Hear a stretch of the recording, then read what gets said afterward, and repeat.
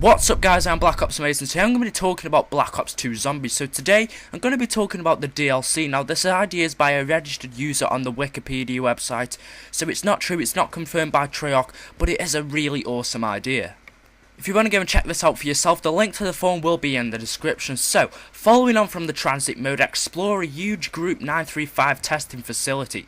Use various cool methods of transportation, fight new deadlier zombies, and uncover new deadlier secrets about their homeland. So here's a bit of information. The map is called Facility 41, the previous map was Green Run, and the map after this DLC 2 will be called Bermuda. It's created by George Normal, that's the creator of this form I'm guessing. The creation date is November the 10th, 2012, the location is Facility 41 in Nevada, and the characters are the characters from Green Run. Before we carry on, I'm just going to read out some of the weapons as well. So there's the MTAR, the Scar H. We've got loads of old weapons that we've had before in Black Ops 2 Zombies. We've got the Wunderwaffe as well. We've got the Gurch's Portal Device, EMP Grenade, Flash Grenade, AK-47, DSR, and lots more. So let's go more in depth into this map. The map is called Facility 41. It follows on directly from Green Run, and particularly the Transit mode. And the bus is seen at the very beginning actually dropping you off into this Facility 41 area. The map has a greeny-blue tint to it as opposed to the reddish tint in Green Run, and it's mainly divided into three sections. You've got the outdoor, the main facility, and underground. So let's start off by talking about the outside area. The outside area is a large open area where you start off at the beginning of the map. It's quite foggy and large, but there isn't really much to explore as it's at the starting area. Although it is a really good place to come at later rounds as it's large and open, meaning you can gather loads of hordes of zombies and get really easy hits on them. It also features quick revive and double tap, but you must turn the power on first to acquire them.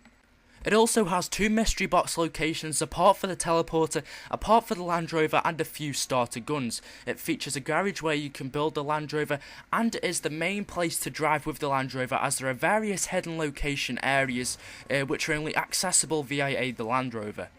It seems very small and compact at first, but once you obtain the Land Rover you can uncover that it's actually more open than you actually thought at first. There are also denizens out in the mist that latch onto the car, so beware. Despite this, it's still the smallest area of the map overall. So next we're going to go on to the main facility. Just before we do, we can tell from this that it's going to be an awesome map already. You know, if it would be a map, if Treyarch listened to the community and if they took ideas, you know, if they created this map it'd be really awesome. It sounds really good already, you know. We've got this new Land Rover that we can build and we can take around the map instead of the bus, which is just really awesome. So let's carry on to the main facility. The main part of the map and the largest overall, it is very tall and very large, wrecked facility with several floors and areas to explore. At the entrance there is a sky train, but you must turn on the power first to access it. There are also a couple of zip lines which are less than safe but accessible at the start. It features well over 10 levels with many stairs which will need to be brought, but there are various areas on each floor with secrets and goodies to find. It features almost all the perks like Juggernog, Sleight of Hand, PhD Flopper, Stamina Up and Tombstone. It also has a lot of mystery box areas, and the mystery box always spawns on the ground floor where you enter.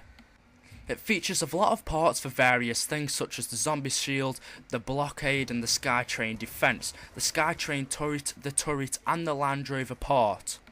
When you turn the power on you can access a Skytrain and it will take you to various areas around the facility, though you do not choose which area you go to, and there's also the zipline which will take you to different areas that the Skytrain didn't take you to.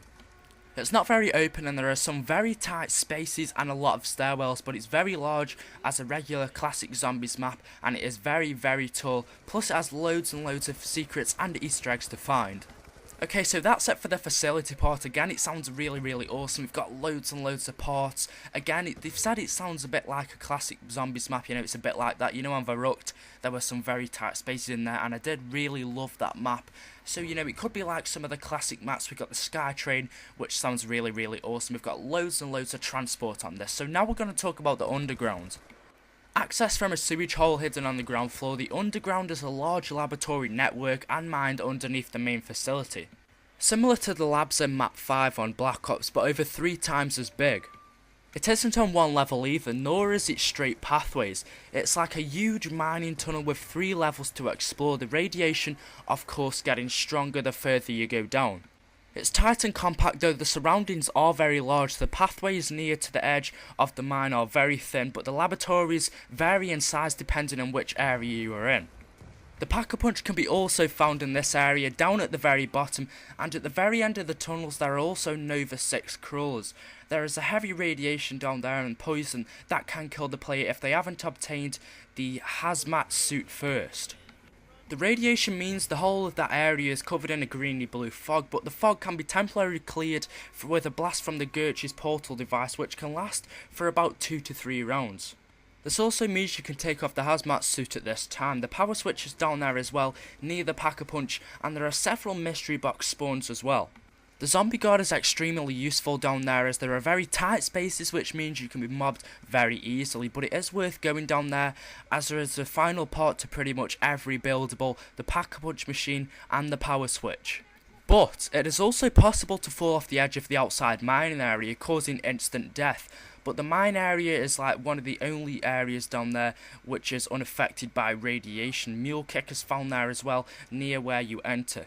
So that's pretty much it for that bit. There's an awful lot happening in this map, and if Treyarch could produce something like this, it would be one of the best maps ever made. It'd be super awesome. So now I'm just going to tell you some of the buildables and the Easter eggs that the person writing this form has put in.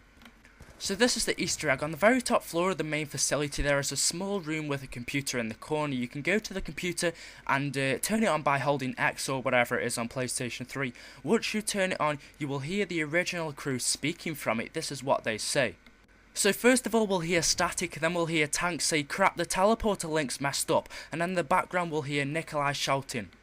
And then Takio will say there is a comlink here, we can communicate to the Earth if it's still there, that is. And then Dempsey shouts F you with loud zombie screeches in the background. And then Tank will say hello, survival people, whoever you are, the teleporter is busted from your side due to the Earth blowing up. Can you help us? Then more zombie screeches and gunshots are heard. And then Samantha will say, we need you to repair the teleporter. It must have been damaged from the impact of the rockets. Quickly save us, we are trapped on the moon. Then Nikolai burps, Tank continues to shout, and more gunshots are heard. And then we hear some more static, so from there you will have to repair all the teleporters by finding 16 parts scattered around the map. You won't be guided, so you will have to search all of the place. Remember, it is one massive map, and then once you've done that you're going to have to put everything together, and that should be the second part of the Easter egg, and that should be bringing us one step closer to the old characters. Okay, so once you've found all 16 parts, what you need to do is press X to activate the teleporter to Griffin Station. Once you do that, the teleporter will power up, going completely wild. It will let off lots of electrical volts, which will make very loud whooshes and electrical sounds, and once that, you will end up seeing the screen turn completely white as if you were flashbangs. Then, once the screen is gone completely white, the crew will say this: Tank, phew, that was close. Thank God for that, we're back home. So obviously the team have come back home. So basically, I'm not going to read all that out because there's a lot, but basically once you've done all of this Easter egg, you've built the teleporter, you'll press it and that'll link the teleporter from Earth to Griffin Station on the moon, and that'll bring all of the old characters back to Earth.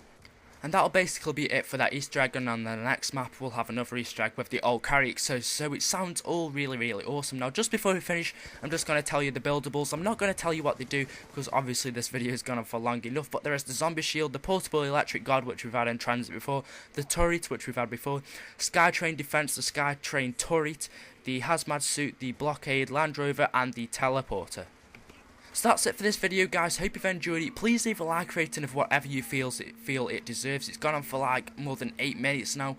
My voice is really sore, so if you have enjoyed it, please click that like button, comment, tell me what you thought about it. Now the guy who actually wrote this form has done another one for DLC 2, for the second DLC pack, so if you'd like me to go over that, leave a comment in the comment section with telling me that you'd like to see it again. Leave a like to show me that you have enjoyed the video. Subscribe if you're new to my channel. Hope you've enjoyed, guys, and until next time, peace.